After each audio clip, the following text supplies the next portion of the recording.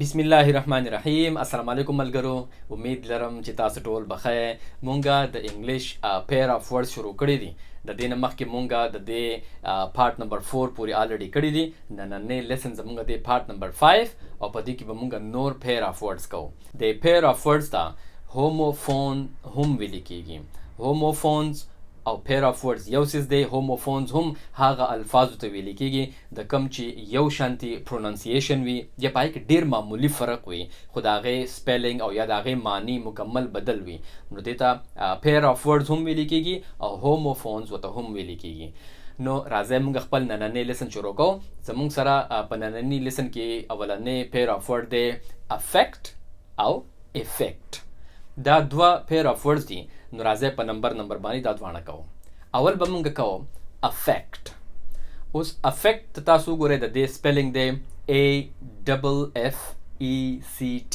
افیکټ. افیکټ ویل کېږي اثر اندازه کېدل. په چا باندې، په یو کس باندې یا په یو څیز باندې اثر اندازه کېدل، په چا باندې اثر کول، یا په یو کس کې او یا په یو څیز کې د بدلاو راوستلو ذریعه جوړېدل، دې ته ویل کېږي افیکټ. افیکټ یو ورب دی او د دې فرست، سیکنډ او تھرډ فارمز به وي افیکټ، افیکټډ، افیکټډ، او دا موږ په کنټینیوس فارم کې هم استعمالولی شو افیکټینګ. اوس راځئ موږ د دې یو څو ایگزامپلز اخلو. ایگزامپل نمبر 1. Both buildings were badly affected by the fire. دواړه بلډینګونه، دواړه عمارتونه د اور په وجه باندې ډیر زیات متاثره شوي وو. نو په دې کې موږ څه وایو؟ بیډلی افیکټډ. یعنی دوه کورونه دي، په هغې کې اور لګېدلی و او د هغه اور په وجه سره هغه دواړه کورونه مکمل سوځېدلي دي، مکمل تباه شوي دي. موږ وایو چې بیډلی افیکټډ، ډیر زیات متاثره شوي دي. ډیر زیات دا اور د وجې نه ډیر زیات دا اور په هغوی باندې اثر اندازه شوی دی. نو دغه شانتې موږ دا په سینټنس کې استعمالولی شو. Next example. It's a disease that affects mainly older people. دا یوه داسې بیماری ده کوم چې زیاتر بوډاګان خلکو باندې اثر کوي. دا ما یو سینټنس واغستو، یعنی یو بیماری ده او دا داسې بیماری ده چې دا زیاتر په مشرانو کې وي، په اولډر پیپل، کوم چې خلک بوډاګان شوي وي، نو په هغوی باندې دا زیات اثر کوي. صحیح ده؟ نو دغه شانتي دا مونږه په سینټنس کې استعمالولی شو. یو لاست ایگزامپل اخلو. I was badly affected by the film. زه د دې فلم په وجه باندې ډیر زیات متاثره شوی وم، په ما باندې یې ډیر زیات اثر کړی و. یعنی فرض که چا یو فلم کتلی وي او کله کله سړی چې د یېرې فلم وګوري که نه، نو د هغې د وجې نه په خلکو باندې بیا اثرات وي، یا خلک یېرېږي په تیارو کې او یا په خوب کې ولا چې کوم دی د یېرې خوب وویني، نو د هغه فلم په وجه باندې ډېر زیات متاثره شوي، یا ډېره ښکلې سټوري وګوري او د هغې نه څه زده کړي او د هغې په خلکو باندې اثر وشي. یو ځل مونږه د اسلامي کالج د وختو قصه ده، نو ټول ملګري فلم لیدلی و سینما ته. نو کله چې موږ د فلم نه واپس راتلو، داسې فایټ مایټ والا فلم موږ کتلی و که نه، نو زموږ سره یو ملګری و د ثوابی و، نو هغه باندې د هغه فلم ډېر اثر شوی و. موږ چې کله واپس بیا اسلامي کالج ته را روان و او د ګروپ په شکل کې را روان و، نو هغه اکدم په لاره باندې بس اکدم شروع شو دا راچلی شروع کړو. نو زموږ سره پاته یو ملګری ورسره بل روان و، نو هغه غریب لی پوزه وواله که نه، نو په هغه باندې د هغه فلم اثر شوی و، د هغه جګړې او هغه هر څه تصویر د هغه په ذهن کې و. نو هغه هم څه چل شوی و، he was deeply affected by the film. نو په هغه باندې هم د هغه فلم اثر شوی و، بهر یې هم ډیشم کولی، نو بل غریب لا یې پوزه ماته کړې وه. نو دغه شانتې تاسو وګورئ د دې سینټنس مطلب څه دی چې I was deeply affected by the film. په ما باندې دا فلم ډېر زیات اثر اندازه شوی و. نو دغه شانتې دا مونږه په سینټنسز کې استعمالولی شو. اوس راځو مونږ د دې چې کومه جوړې ده هغې ته، او هغه دی افیکټ. افیکټ ویل کېږي اثر ته. افیکټ د دې نه مخکې چې مونږ کوم وکړو هغه ویل کېږي اثر اندازه کېدل، او دا دی افیکټ. افیکټ د دې سپیلنګ دی EFFECT. د دې مطلب دی اثر. دا دواړو معنی تقریبا یو شانتي ده. د دې نه مخکې مونږه اډوایز او اډوایس په تیر لیسن کې مونږ کړی و، په هغې کې هم یا نصیحت کول او یا نصیحت، که چا هغه لیسن کتلی وي، پای کې چې څنګه فرق دی نو دغه شانتي په دې دوانو کې هم دغه فرق دی. یو دی افیکټ او یو دی افیکټ. افیکټ ویل کېږي اثر انداز کېدل او افیکټ ویل کېږي اثر ته. نو په دې دوانو کې دا بنیادی فرق دی. یو دی اثر انداز کېدل او یو دی اثر. هغه اثر ته ویل کېږي افیکټ. نو ګوره کله چې مونږه افیکټ استعمالو یعنی اثر استعمالو څنګه چې مونږ دینه مخکې اډوایس استعمالو نصیحت ته. نصیحت ته په انګلیش کې اډوایس ویل کېږي او اثر ته په انګلیش کې افیکټ ویل کېږي. ما اثر انداز کېدل نه دی ویلي، اثر کول مې نه دی ویلي. که اثر کولو یا د اثر انداز کېدلو ذکر زه کوم نو بیا به زه افیکټ استعمالوم، بیا به هغه ایز ا ورب استعمالیږي. او دا کم افیکټ چې دی کم چې اثر ته ویل کېږي دا مونږ ایز ا ناون استعمالو. نو دا ځکه چې دا مونږ د هغې نوم ته وایو. ناون څه ته ویل کېږي؟ ګور دا بحث مونږ چې کله دا پیر اف ورډز ورکېږي نو دا بحث همیشه راځي ځکه چې په انګلیش کې ډېر زیات ټکي داسې دي چې هغه مونږ ایز ا ورب هم استعمالولی شو او هغه مونږ ایز ا ناون هم استعمالولی شو. خو په دې دواړو کې ډېر زیات فرق دی. دا مونږ په پارټس اف سپیچ کې دا مونږ ښه په تفصیل سره ورب هم کړی دی او ناون هم کړی دی. که څوک ډېر زیات په تفصیل کې تلل غواړي نو پلیز تاسو هغه لیسنز وګورئ کوم چې مونږ په پارټس اف سپیچ کې کړي دي. دلته زه تاسو صرف د دې دواړو په فرق باندې زر پویول غواړم ځکه چې دا به څومره چې مونږ دا پیر اف ورډز کوو نو دا به بار بار دا ذکر راځي او دا ضروري خبره ده چې مونږ په دې دواړو په فرق باندې پوه یو چې ورب څه ته ویل کېږي او ناون څه ته ویل کېږي. ګوره ورب خو دی یو فعل، صحیح ده، یو کار کېږي، یو اکشن کېږي، هغې ته ورب ویل کېږي. مثال په طور خبرې کول، روټۍ خوړل یعنی ایټینګ یا ټاکینګ یا دغه شانتي جمپینګ، ډرایوینګ، تاسو هر څه هغه شی پلیینګ، کم یو عمل اکشن چې کېږي پای کې حرکت راځي نو دغه شانتي فعل چې دی هغې ته ویل کېږي ورب. نو دغه شانتي کله چې هم بیا موږ د فعل یعنی د ورب خبره کوو نو په هغې کې به بیا د زمانې خبره کېږي نو د هغې د وجې نه بیا د هر یو ورب بیا فرست، سیکنډ او تھرډ فارمز او یا کنټینیوس فارم خامخا وي. دا خبره په هر یو پیر اف ورډ چې موږ کړی دی په هغې کې زه دا ایکسپلین کوم. د هغې وجه دا ده چې کله هم موږ د یو ورب ذکر کوو نو ظاهره خبره ده هغه اکشن خو به کله شوي که نه، یا به کېږي یا به شوي وي. نو مثال په طور زه ویم چې یاره زه روټۍ خورم نو اوس په دې کې به د خوراک دپاره ایټ، د خوراک دپاره ټو ایټ ورب دی، صحیح ده. نو اوس زه ویم چې که فرض کړه زه د تیر شوي زمانې خبره کوم نو زه به ویم چې آی واز ایټینګ، ما روټۍ خوړله. نو اوس وګورئ ما په دې کې د هغه ایټ کم چې ورب دی د هغې ما کنټینیوس فارم استعمال کو، آی واز ایټینګ. اوس زړه خبره ده په ماضي کې هغه کار کېدو جاري و نو ځکه زه وایم چې آی واز ایټینګ. یا زه داسې هم ویلی شم چې آی هیو ایټن، ما روټۍ خوړلې ده، صحیح ده. نو په هغې کې بیا تاسو وګورئ ایټن دا د ایټ تھرډ فارم دی، ایټ، ایټ، ایټن، دا درې فارمز دي او کنټینیوس فارم دی ایټینګ. یا که فرض که زه د اوسنۍ زمانې خبره کوم، د حاضر وخت خبره کوم نو زه ویلی شم چې آی ایم ایټینګ، زه روټۍ خورم، زه ډوډۍ خورم. یا که فرض که دغه شانتې زه د مستقبل د راتلونکي زمانې خبره کوم نو په هغې کې زه ویلی شم چې آی ویل ایټ، زه به خورم، یا آی ویل بی ایټینګ، زه به روټۍ خورم. نو دغه شانتي کله چې هم مونږه د ورب ذکر کوو نو د هغې به بیا فرست، سیکنډ او تھرډ فارم او کنټینیوس فارم خامخا وي ځکه چې د ورب تعلق بیا د زمانې سره دی. اوس بل طرف ته کم چې ناون دی، ناون څه ته ویل کېږي؟ ناون از د نیم of a person, a place, a thing or an idea. ناون ویل کېږي د یو انسان نوم ته، د یو څیز نوم ته، یا د یو ځای نوم ته، او یا یو آیډیا وي، یو تصور وي، دغې ته ویل کېږي ناون. مثال په طور زما سره دا پن دی، صحیح ده. اوس دې ته څه ویل کېږي؟ پن. د دې څیز نوم څه دی؟ پن. نو پن بیا ناون دی. اوس د ناون د زمانې سره تعلق نشته دی، د دې بیا فرست، سیکنډ او تھرډ فارم نشي کېدی. د ناون خو زه نشم ویلی چې پنډ د دې سیکنډ فارم دی که نه، دی خو فارمز نشته دی ځکه چې دا یو ناون دی. دغه شانتي انسان دی، فرض که زه یم، زما نوم وقار خان دی. اوس وقار خان ورب دی او که ناون دی؟ وقار خان ناون دی ځکه چې وقار خان یو انسان دی، د هغه نوم وقار خان دی نو دا یو ناون دی. زه ورب نشم کېدی، صحیح ده. زما سیکنډ او تھرډ فارمز نشته دی، وقار خان نشته دی، صحیح ده. نو دغه شانتي په دې دواړو کې دا بنیادي فرق دی. نو کله چې مونږ د ناون ذکر کوو نو د ناون مونږ فرست، سیکنډ او تھرډ فارمز خو نشو ویلی، خو د ناون مونږ بیا سینګولر او پلورل وایو.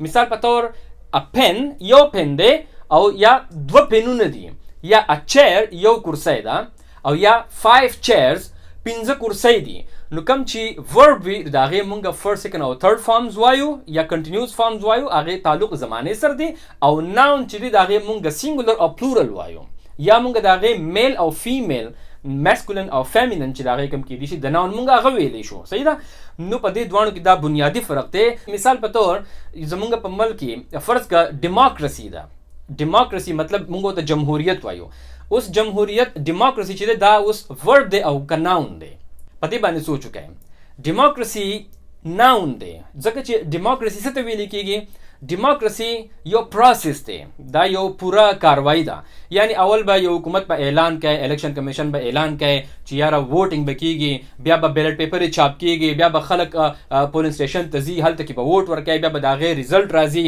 او په هغې کې چې بیا چا زیات ووټونه اخیستي هغوی به بیا حکومت جوړی او هغه حکومت به بیا یعنی د عوامو چې کم عوامو چې وله ووټ ورکړي د هغوی چې کم خواهشات یې هغه پوره کوي د هغوی دپاره به خدمت کوي د هغوی خدمت به کوي د هغوی دپاره به کار کوي اوس دې ټول عمل ته ویل کېږي ډیموکراسي صحیح ده د ووټینګ د ټول عمل ته څه ویل کېږي ډیموکراسي ورته ویل کېږي جمهوریت ورته ویل کېږي نو جمهوریت یعنی ډیموکراسي بیا ناون شو ځکه چې دا د دې ټول عمل نوم دی یا دغه شانتي مثال په طور جسټس دی جسټس ویل کېږي مطلب انصاف دی اوس جسټس هم یو پروسس دی دا یو پوره کاروایی ده یعنی په هغې کې به عدالتونه به لګي او وکیل به راځي ملزم به پیش کوي د هغې لپاره به دلایل ورکړی کېږي ججان به هغه ټول اوري بیا په هغې باندې فیصله محفوظ شي او بیا په هغې باندې فیصله واورولی شي بیا به هغه کس پرېښودلی شي یا به جیل ته واچولی شي نو دا ټول عمل ته دې ته ویل کېږي جسټس سیسټم صحیح ده د انصاف نظام دی نو دا اوس هغه د ناون هغه ډیفینیشن ته وګورئ ناون از د نیم اف ا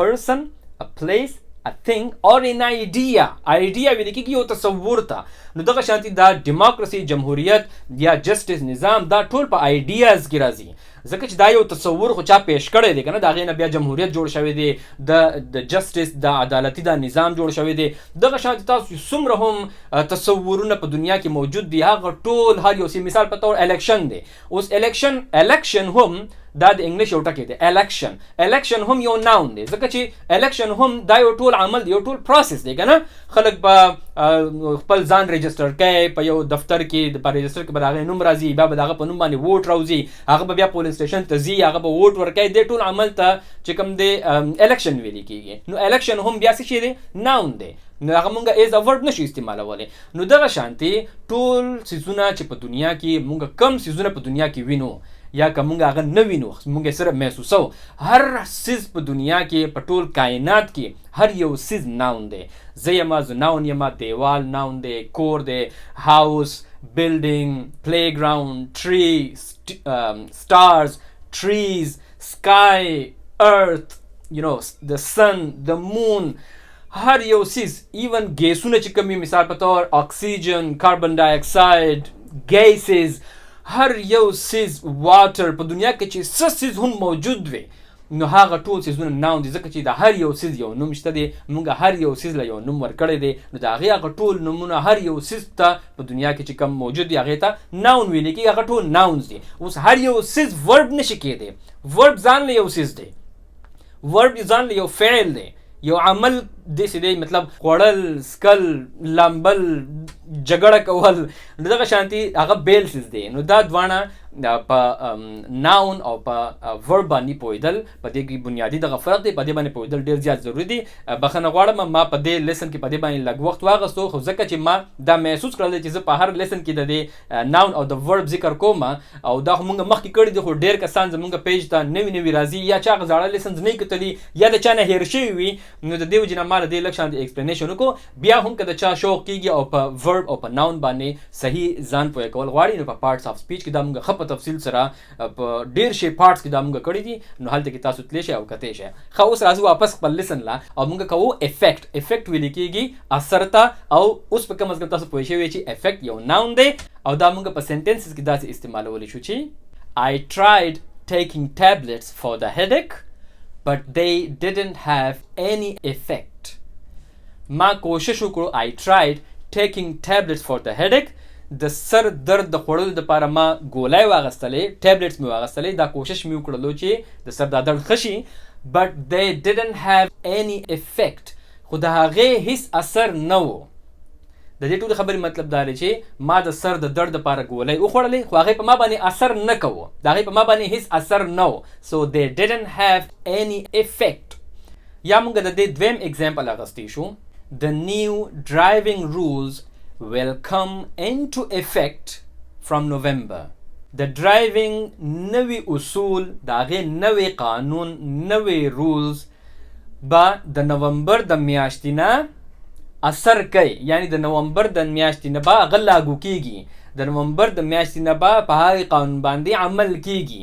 will come into effect، د دې اثر به شروع کیږي د نومبر د میاشتې نه. نو دغه شانتې دا مونږ په سنټنسز کې استعمالولی شو. ښه، اوس راځو مونږ خپل نیکسټ پیر آف ورډ لا، او هغه دی accident او incident. نو دا زموږ سره پیر آف ورډ دی. راځئ په نمبر باندې دا دواړه کوو. اول به مونږ کوو accident. accident ویلی کېږي حادثې ته. اوس حادثه څه ته ویلی کېږي؟ accident دې ته ویلی کېږي، په پښتو کې هم مونږ وایو که نه چې یاره ډېره غټه حادثه شوې ده. حادثه ویلی کېږي داسې یو کار، داسې یو خراب کار چې د هغې خو اول د چا د هغې تمه نه وي، unexpected وي، د هغې نه د چا څه تمه نه وي، د چا په خیال کې هم نه راځي چې داسې یو کار به وشي. یا unintended وي. unintended ویلی کېږي چې د هغې د چا نیت نه وي، یو کار وشي خو د هغې د چا د هغې نیت نه کړي خو هغه په خپله باندې وشي، او د هغه کار په نتیجې کې څوک یا ډېر زیات زخمی شي، خوږ شي څوک، یا یو ډېر غټ بدلاو راشي. دغه شانتې عمل ته ویلی کېږي accident. اوس تاسو ماته دا ووایئ چې accident ورب دی او که ناون دی. د دومره غټ تقریر نه پس کم از کم اوس تاسو له پکار دی چې تاسو له درځي چې دا accident په ورب وي او که دا به ناون وي. ناون دی ځکه چې دا هم یو پروسس دی که نه. فرض که یو کس د چت نه راپرېوتی دی، خپه به یې ښویېدلي، راپرېوتلی به دا یو پروسس دی. نو دغه شانتې accident یو ناون دی. اوس راځئ موږ د دې یو څو اگزامپل سنټنسز اخلو. Example number 1. She was injured in a car accident. هغه د یو ګاډي په حادثې کې زخمی شوې وه. Example number 2. Ali had an accident and spilled water all over his work. د علي سره یو حادثه پیښه شوله او په خپل ټول کار باندې هغه اوبه واړولې. مثال په طور علي په دفتر کې دی او ګیلاس چېرته پروت و، د هغه ورسره خیال نه و او یو حادثه وشوله، د هغه ورسره لاس ولګېدلو او د هغې په وجه باندې هغه اوبه واوړېدلې او د هغه ټول فایلونه وغیره لامده شوله. نو دا هم یو حادثه ده، ځکه چې دا علي خو د دې څه اراده نه وه که نه، دا کار خو یو unexpected کار و، نه یې څه نیت و د دې کار، هغه دا ایکسپیکټ کوله هم نه او اراده یې هم نه وه. نو دا یو accident دی. accident صرف دې ته نه ویلي کېږي چې څوک پکې ډېر زیات خوږ شي، خامخا پکې څوک ډېر زیات خوږ شي او یا د ګاډي اکسیډنټ وشي او یا جاز را پرېوځي، او دغې ته یوازې accident نه ویلي کېږي، دې ته هم accident ویلي کېږي چې فرض که زما د لاس نه ګیلاس ولګېدلو او د هغې په وجه باندې څه بدلاو راغی، د هغې په وجه باندې څه اثرات و د هغې او د هغې د وجې نه یو غلط کار وشو، یو خراب کار وشو، زما په ټول فایلونو باندې اوبه واړولې، دا هم یوه حادثه ده. راځئ د دې موږ یو لاست اگزامپل اخلو. He became prime minister accidentally. هغه په حادثاتي طور باندې وزیر اعظم جوړ شولو. مثال په طور یو کس وزیر اعظم شولو او د چا د هغې نه څه تمه نه وه چې دی به وزیر اعظم جوړ شي او نه د چا دا اراده وي چې هغه وزیر اعظم جوړ شي، خو هغه حالت داسې جوړ شوي وي چې یو کس پکې وزیر اعظم جوړ شولو. نو ته ویلی شي چې he became prime minister accidentally. حادثاتي طور هغه پکې وزیر اعظم جوړ شولو. مزیدي صحیح ده. نو دغه شانتې دا مونږ په سنټنسز کې استعمالولی شو. ښه، اوس راځه مونږ د دې چې کومه دویمه جوړي ده هغې ته، او هغه دی انسیډنټ. انسیډنټ ویلی کېږي پیښې ته، په پښتو کې ورته پیښه وایي، په اردو کې به ورته ویلی کېږي واقعه. نو اوس یو واقعه څه ته ویلی کېږي یا پیښه څه ته ویلی کېږي؟ فرض که یو کار وشولو او هغه کار داسې وي چې هغه زیاتره په دې سنس کې استعمالیږي چې هغه یو ناخوښه کار وي، د چا خوښ نه وي خو یو کار داسې وشلي، نو هغې ته ویلی کېږي پیښه. په پښتو کې هم مونږ وایو که نه چې یاره هلته کې یو کار پیښ شوی دی، یو واقعه پیښ شوې ده یا یو پیښه راغلې ده، نو دغې ته ویلی کېږي انسیډنټ. نو اوس انسیډنټ هم یو ناون دی. نو زما امید دی چې په دې ټیم کې به تاسو صحیح جواب ورکړی وي. اوس راځئ مونږ انسیډنټ په سنټنسز کې استعمالوم. Example number 1. A boy was seriously injured in a shooting incident on Friday night. هلک د جمعې په شپه باندې د ډزو په یو واقعې کې ډیر زیات زخمی شوی دی. نو په دې ټیم کې مونږ د یو واقعې ذکر کوو چې د جمعې په شپه باندې یو واقعه شوی وه، د ډزو یو واقعه پیښ شوی وه چې په هغې کې یو هلک زخمی شوی و. نو ځکه به بیا په دې ټیم کې مونږ انسیډنټ استعمالوو. Example number 2. The book was written 20 years after the incident. کتاب د دې واقعې د پیښېدو نه 20 کاله بعد لیکلی شوی دی. فرض کا یو واقعه 20 کاله مخکې پیښ شوی وه او په هغې باندې بیا یو کس کتاب ولیکي، نو موږ وایو چې دا کتاب هغه د دې واقعې نه 20 کاله بعد ولیکلی شو. یعنی دا هغه واقعه چې کله پیښه شوې وه د هغې 20 کاله تیر شول او د هغې نه پس دا کتاب ولیکلی شو. نو موږ ځکه وایو چې the book was written 20 years after the incident. دا هغه واقعې نه 20 کاله بعد دا کتاب لیکلی شوی دی. نو په دې ټیم کې هم موږ انسیډنټ استعمال کوو ځکه چې موږ د یو واقعې ذکر کوو، موږ د یو پیښې ذکر کوو. Last example. The demonstration took place without any incident. Demonstration یعنی احتجاج وشولو. The demonstration took place.